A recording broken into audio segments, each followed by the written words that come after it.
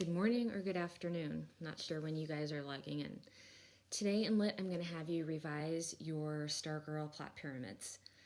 I put together some slides for you. I uploaded those to Google Classroom to give you some tips to help you identify the particular elements of the plot. I didn't include the exposition because I think that most of you did that pretty well. I'm pretty confident in that skill for you.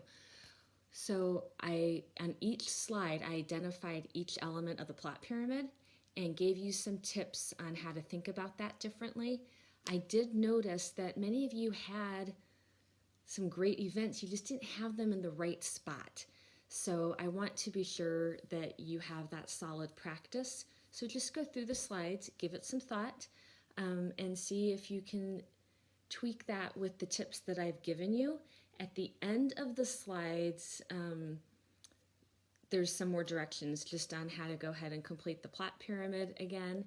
And I asked you to do that in a Google Doc because I'm finding if a few of you handwrite, that's okay, but for you to all handwrite and upload, it is difficult for me to read, and I want to be sure that I can read what your work is. If you're going to take the time to do it, I want to take the time to be able to evaluate it and read what you've done. And then I also just asked you to identify 3 of Stargirl's character traits and then to reveal to me how you came to that conclusion. So for example, I'm going to use Leo. Leo, did anybody pick up on Leo the lion, but yet he's a coward? So one example would be how he wanted to stand up for Stargirl and Dory Dilson when they were playing the ukulele in the cafeteria, but he didn't. So for that, I would say that he's weak, that he's not confident.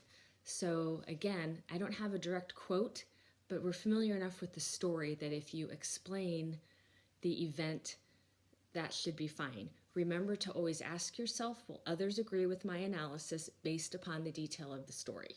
Okay, that's all I have for you today. Go ahead and put those 2 things on a Google Doc and send them to me. And that is it. I think after that, we will probably go ahead and start reading Anne Frank, but I didn't want to start reading Anne Frank and then go back to the plot pyramid. So I thought we're going to slip this in before we move into the Diary of Anne Frank. If you have any questions, let me know. And I hope that you guys got outside yesterday. It was really nice. And that you're all doing well. All right. I miss seeing you, and adios till next time.